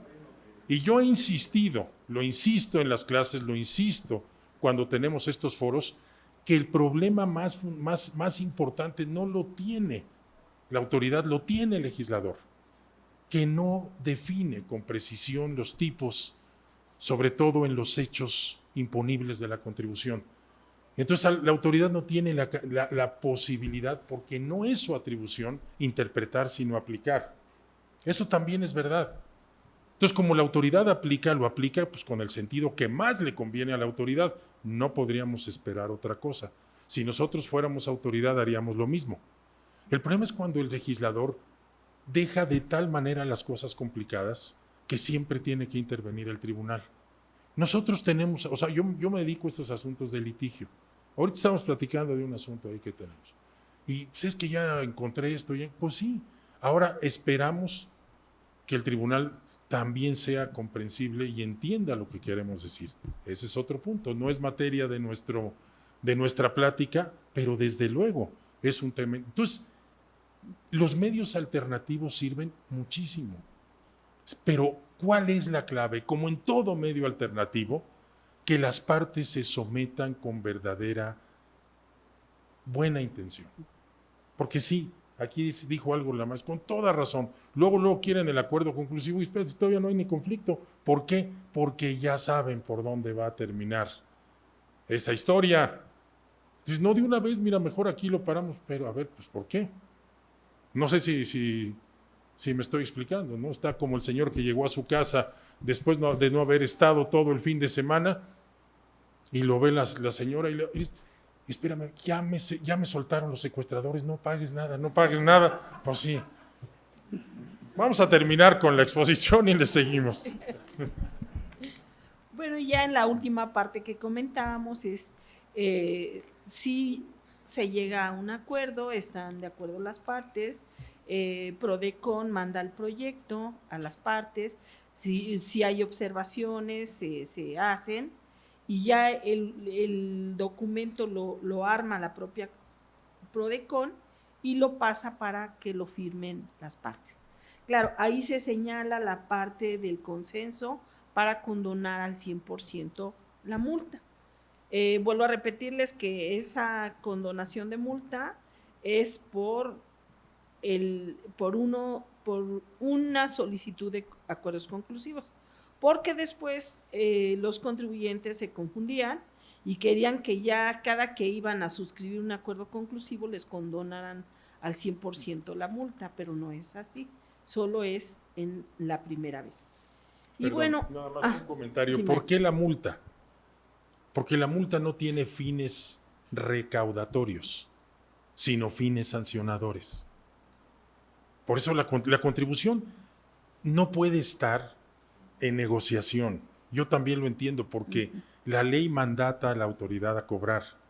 Ahí sí, entonces, está bien, ¿cómo mediamos? Pues sí, pero no es una mediación tan abierta. Muy bien lo dijo la maestra. Si tenemos un contrato, pues nos ponemos de acuerdo. Pero aquí la fuente de la obligación es la ley. Ahí está el tema. La multa sí, la multa no tiene un fin recaudatorio. La contribución sí lo tiene y es de interés público. No perdamos eso de vista. No lo perdamos de vista aún pidiendo el acuerdo conclusivo. Hay cosas que no van a pasar. La verdad, ¿no? O sea, mejor ser claros y no ilusionarnos con que las cosas pueden ser diferentes, dijo la novia, y al final no fue así. Y bueno, a manera de estadística, buscamos dentro de los informes que da la PRODECON y señala que para 2022 los acuerdos conclusivos han coadyuvado al fisco a recaudar 12,089 millones de pesos al cierre del primer cuatrimestre de este año, lo que implica, haciendo una prospectiva, el 57%, que es 21,107 millones de pesos aportados durante todo el 2021. Fíjense, o sea, sí tiene efectividad, porque de alguna manera la autoridad está recaudando. Ajá, a lo mejor no va a esperar que pasen 2, 3 años al irse hasta una instancia jurisdiccional, pero sí a través del acuerdo conclusivo puede lograr que el contribuyente se autocorrija y pague lo que le corresponde pagar, como bien lo decía el maestro, ¿no? Y bueno, también sacamos por aquí algunos pronunciamientos de la Corte en razón a los acuerdos conclusivos, y bueno, ahí les estamos poniendo uno en donde se reconoce el derecho humano de acceso a la justicia y a los diversos, a la igualdad de medios procesales ante los tribunales y la imparcialidad en la administración de justicia, y señala que en esas condiciones el artículo 69C, al regular los acuerdos conclusivos en la materia, no solo respeta el derecho humano mencionado, sino que además promueve un mecanismo alternativo de solución de controversias, en tanto tiene como pretensión garantizar que los contribuyentes que cumplan con los requisitos establecidos para ello regularicen su situación fiscal y resuelvan sus diferendos con el fisco, dándoles fin mediante una solución alternativa a la vía jurisdiccional, lo cual les permite que al solicitar y proponer un acuerdo conclusivo gocen de la posibilidad de resolver un conflicto con la autoridad fiscalizadora en un plano paralelo a la tutela judicial. Ese es un pronunciamiento, ¿no? Otro pronunciamiento que encontramos importante también en materia de los acuerdos conclusivos es de un juicio de amparo indirecto promovido contra el acuerdo de improcedencia a una solicitud de adopción de acuerdo conclusivo. Fíjense, alguien por ahí dijo, ¿por qué no me permites irme a un acuerdo conclusivo? El juez decretó el sobreseimiento con fundamento en el artículo 61, fracción 23, en relación con diversos artículos de la ley de amparo, por estimar que no se estaba ante un acto de autoridad, porque esa institución no emite resoluciones vinculatorias. Contra dicha determinación, el quejoso interpuso recurso de revisión y finalmente el criterio que prevaleció fue que el Tribunal Colegiado de Circuito determina que el acuerdo de improcedencia que la Procuraduría emitió en respuesta a la solicitud de acuerdo conclusivo es un acto de autoridad para efectos de la procedencia del juicio de amparo, pues implica negar al contribuyente el acceso a un mecanismo alternativo de regularización de su situación fiscal que una vez logrado sí vincula a la autoridad fiscal. Ese también nos pareció interesante pues comentárselos. Pues eso es todo lo que traemos en esta parte. Pudiéramos comentar muchas más experiencias, vivencias, ya a la hora de estar firmando esos acuerdos ahí ante la PRODECON, pero bueno, pues igual ahorita con los comentarios van saliendo, ¿verdad? Así es. Ya si no llegamos a un acuerdo conclusivo,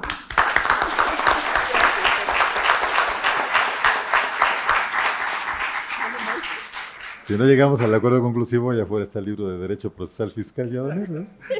Para el juicio.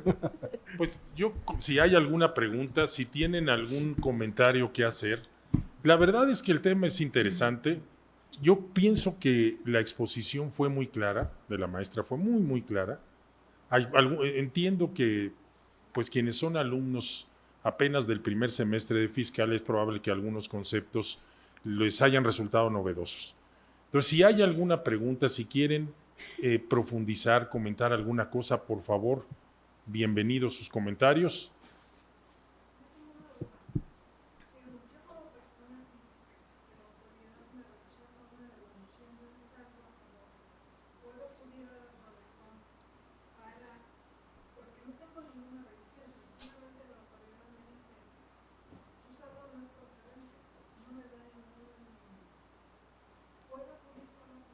No, está dentro de los supuestos de que no procede el acuerdo conclusivo.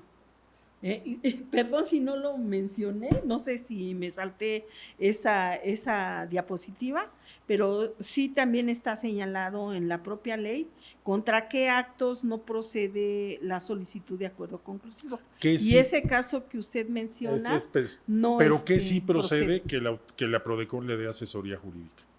Eso sí. Eso sí. Y si el monto no está hasta ciertos límites, hasta la puede representar. Esa es otra de las cosas que hace la PRODECON. Es otra de las cosas que hace la PRODECON. Ya asuntos más grandes le va a decir, busque un abogado. Busque a un abogado que haya escrito un libro de procesal, va a ser mejor todavía.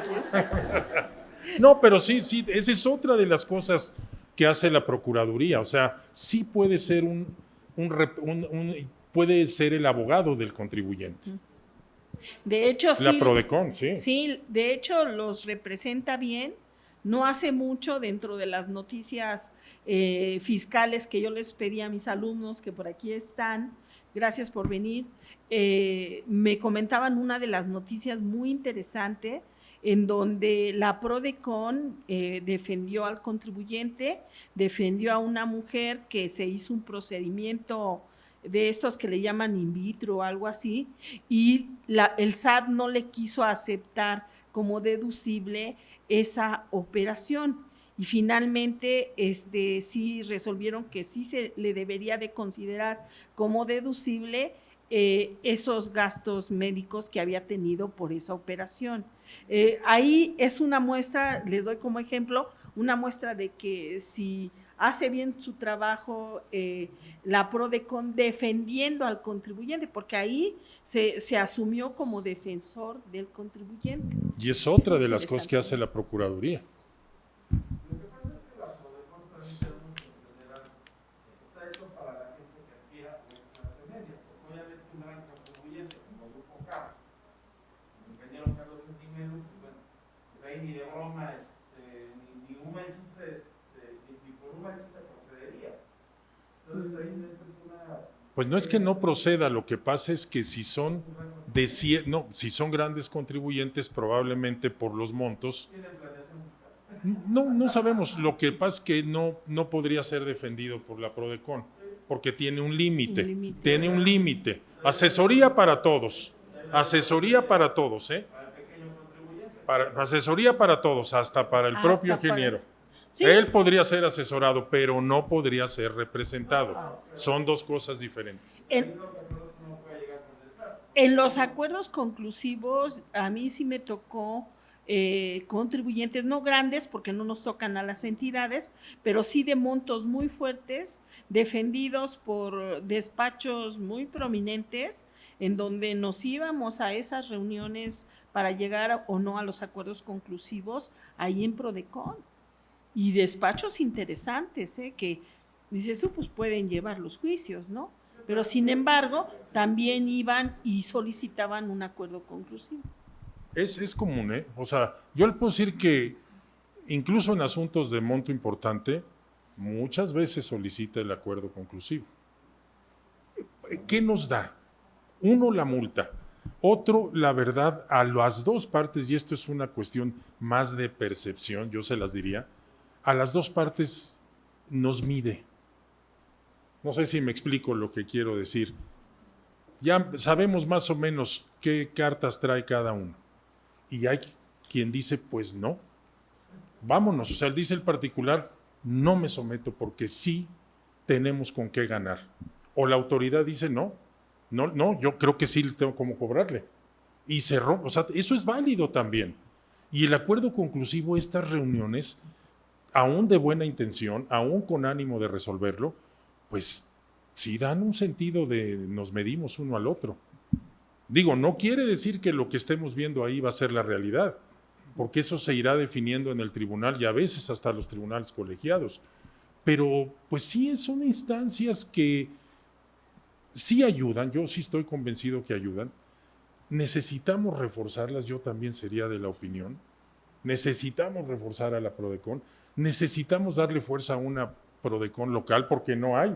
Lo hace la Procuraduría Fiscal. Imagínense mi contrario, con muy buena intención, pero la Procuraduría Fiscal es la que nos sienta a platicar y es con quien me voy a pelear. O sea, me voy a pelear con el hermano grande y se sienta la hermana, oye, pues si quieres nos arreglamos. Si no te echo aquí al... perdón, ¿alguien levantó la mano? ¿Se interrumpe el plazo para interponer tu recurso si se llega a un acuerdo conclusivo o sigue? No, mientras estamos en pláticas, sí, porque todavía no hay determinación, ojo.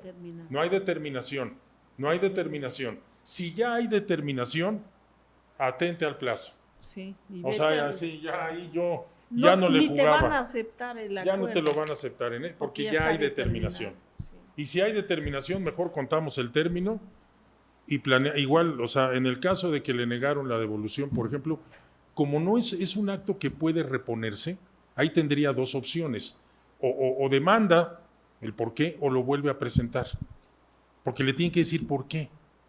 Te la niego por esto, bueno, pues ahí es valorativo según de lo que se trate, porque puede ser por muchas cosas, puede ser por requisitos formales, es que no presentaste esto y pues me lo hubieras pedido, tan sencillo, hay un plazo que establece el código, o sea, habría que ver por qué. Si el acuerdo conclusivo es el acto administrativo, también lo puedes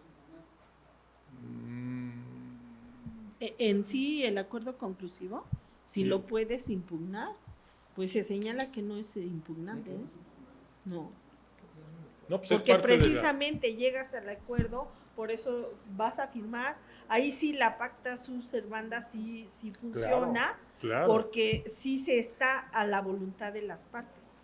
Por eso Exacto. está firmado y por eso piden que la autoridad que vaya a suscribirlo sea autoridad con facultades para hacerlo.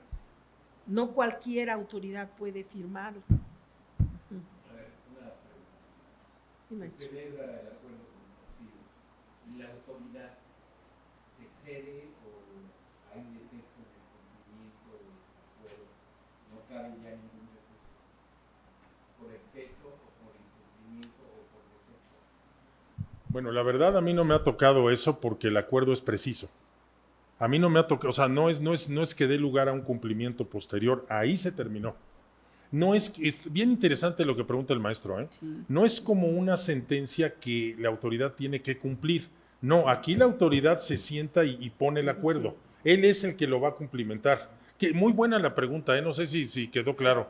O sea, no es lo mismo una sentencia que obliga al cumplimiento a la autoridad a que sea la misma autoridad que, bueno, quedamos en esto, ok.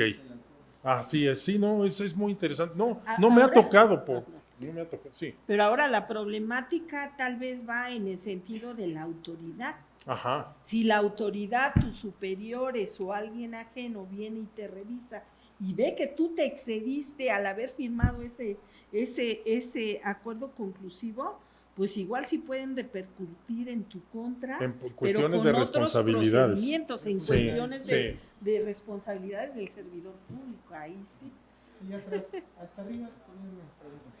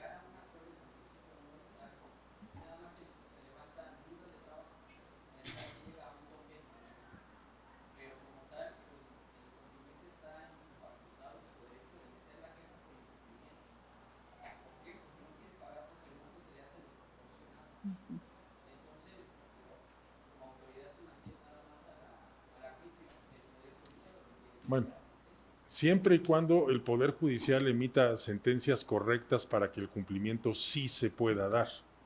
Porque también hay sentencias donde el cumplimiento obliga a autoridades que no tienen las facultades, ha pasado y se queda atorado. Se queda atorado, porque el juez ya no se mueve. No, a mí tú me cumples, pues yo no puedo. Si yo hago esto, yo pienso que ahí ya no, porque ya hay sentencias. Ahí ya sería más complicado. Sí, ahí sí. Pero bueno.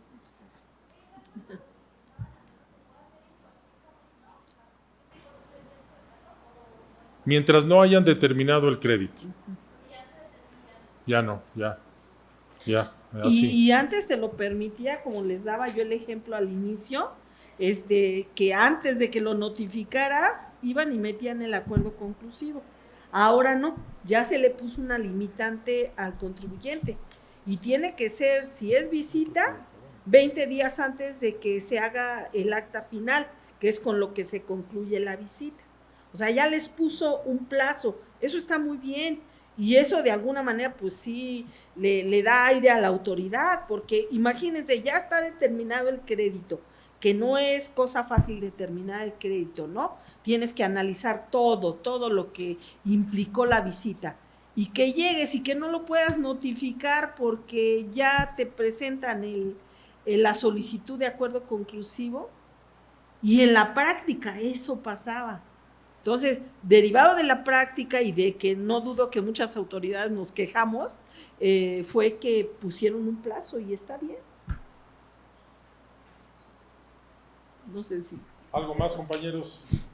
Perdón, en resumen, entonces, de acuerdo con la Constitución, la autoridad solo puede hacer la crítica. Sí, correcto. No le permite descontar los impuestos. Lo que pueden hacer es negociar multas. A fin de cuentas, el exclusivo sería de eso mismo. Pues mire, yo creo que sí, maestro. Yo por lo menos sí he tenido en mesas de trabajo valoración. No es que, a ver, está bien interesante la pregunta. No es que se descuenten los impuestos, eso no se puede. Pero si uno demuestra, por ejemplo, que ciertas deducciones son correctas, disminuyo la base, acredito IVA, y entonces naturalmente los montos del crédito fiscal disminuyen. Sí, es muy buena la pregunta, o sea, no se puede negociar las contribuciones, pero lo que se puede demostrar es la correcta determinación. Eso sí. Y ya, sí.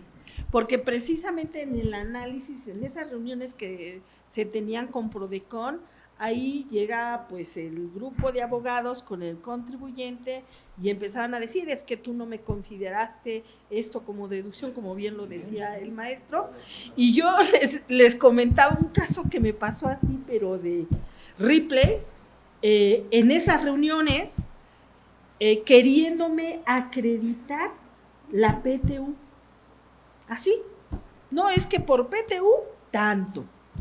Pero nosotros hicimos el análisis completo del contribuyente y da la casualidad que el contribuyente no traía nómina. ¿Por qué? Porque todo el personal lo contrataba por outsourcing. Entonces, ¿cómo me quieres que te acredite una PTU? Y perdónenme lo que les diga, y de un despacho muy afamado, que eso sí no lo puedo decir. Pero, a ver, espérame, si tú no traes nómina, ¿de dónde sacas que este monto es por PTU? ¿De dónde? Pues no lo pudieron acreditar. Y me acuerdo que el abogado que iba representando ahí dijo, bueno, maestra, es que tenemos un error, no era PTU, era pérdida fiscal. Le digo, pues ¿sabes qué? Pues aguas, porque hasta para la pérdida fiscal tienes que cumplir un procedimiento. Si lo cumpliste y me lo acreditas, claro que te lo voy a considerar, pero si no, discúlpame, no te puedo considerar eso como PTU. Y ahí entra la parte que decía el maestro de las deducciones. ¿Sí? ¿Por qué? Porque no es que te pongas más papista que el Papa, ¿no? Pero deben de cumplir ciertas condiciones las deducciones para poderlas considerar.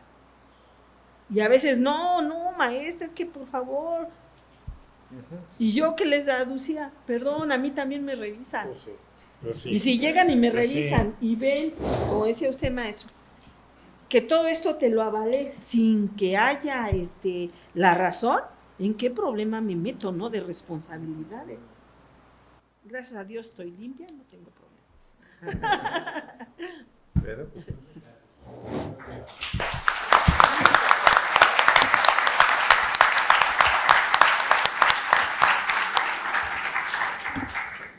Bueno, agradecemos la ponencia de la maestra San Juan, del doctor Verduzco y del doctor Cisneros.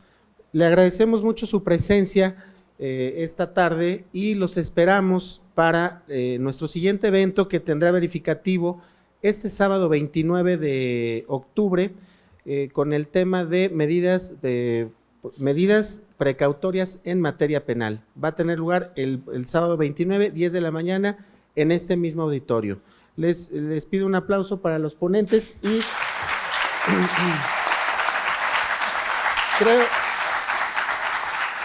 que quedaron muchas preguntas que por cuestión de tiempo pues ya no va a ser posible, como qué efectos tienen las notificaciones, en este caso por medio del buzón tributario, cuál es el límite de la cantidad. Todas, es como una notificación personal. Claro, No, y ya aquí ni- dicen, cuando abren el correo, ¿en qué momento se tiene? Cuando se abre el correo, cuando se recibe, ¿en qué momento podrían aplicarse estos acuerdos en caso de recibir No, son el varios crédito? momentos, son varios momentos. No, Claro. no es una respuesta tan fácil de decir en este momento. Son varios momentos en que habría que analizar la Ujú. notificación por buzón, porque no puedo decir, no hago nada, y que vaya solita caminando, o Claro. la abro luego. O sea, son decisiones que cada quien va tomando. Exactamente. Lo que sí sería importante, sobre todo para quienes nos están viendo, es que sí mantengan su buzón pues correctamente pues, al día, porque si no ya nos vamos a empezar a multar también con eso. Revisen sus Sí. correos electrónicos. Ya también nos van a multar Ahí con eso. generalmente te llega el aviso que tienes algo en el buzón.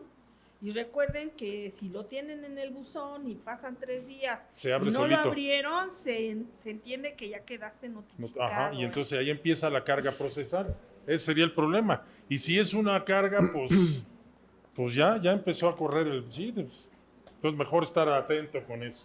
Precisamente, bueno, hay más dudas que dice, ¿cuál es el límite del monto para poder acudir a estos No sé acuerdos? exactamente, para la asesoría de la Prodecom no hay monto, para la representación jurídica sí. Estaba, no me hagan caso, sobre 700,000 pesos. Ok. De ahí para abajo, sí, de ahí para arriba no. Entonces, no es que sea un criterio absoluto, pero juicios sumarios serían. Juicios Para eso, ordinarios sí. habría que ver. Correcto. También preguntan, al no existir un medio alternativo de solución de controversias en materia aduanal, necesariamente se tiene que seguir el juicio contencioso administrativo. sí, o es amparo indirecto contra el acuerdo de inicio, o es juicio contencioso o recurso, si hay una resolución, ¿no? Que agotar los medios ordinarios de defensa. Y la pregunta es amparo indirecto por Sí, violaciones al procedimiento, ¿sí? Sí, Ok. por puro artículo 16 constitucional nada más. ¿No? Ok. Recuerden que es mandamiento escrito, autoridad competente, ahorita decían de la competencia. Muchos de los asuntos que se ganan son por competencia, ¿eh? La autoridad no funda bien sus actos, entonces hay que sentarse con calma, revisar la hojita y ver que los artículos que están citando sí les dan competencia, ¿no? Recuerden que es un requisito esencial del acto de autoridad. Entonces, si les falla, o sea, puede ser que sí tengan la competencia, pero si les falla a la hora en el acto de molestia, con eso lo echas para abajo. Y la que siempre también se usa muchísimo, fundamentación y motivación. ¿Sí? Ahí es donde todo el mundo cae, ¿no? El problema para la autoridad es fundar bien sus actos y motivarlos perfectamente bien. Y la labor del abogado defensor es revisar dónde falló, ¿no? ¿Dónde le falló? Rápidamente un ejemplo. Dice, domicilio falso inexistente, pues llegó a las 3:30 de la tarde, tocó, no le abrió nadie, dice, el domicilio no existe, no, pues ¿cómo no va a existir? Aquí está. ¿Sí me entienden? Y es bien fácil de defender. Pero bueno, pues son juicios, ¿no? Entonces, sería un amparo indirecto. ¿sale? Por violación al artículo 16. El 14 todavía no juega porque no hay resolución. Tendríamos que esperar hasta la resolución para que ya juegue el 14 constitucional, ¿sale?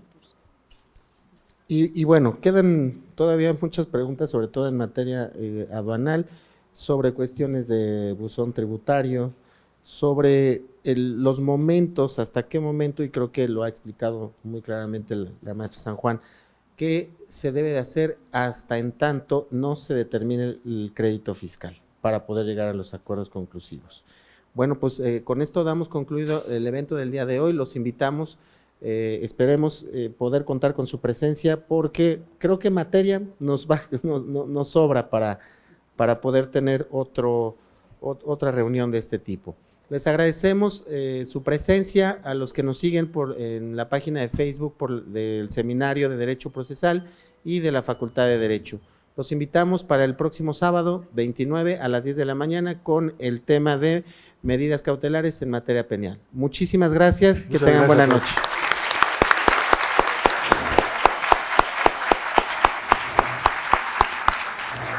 Soy Cue.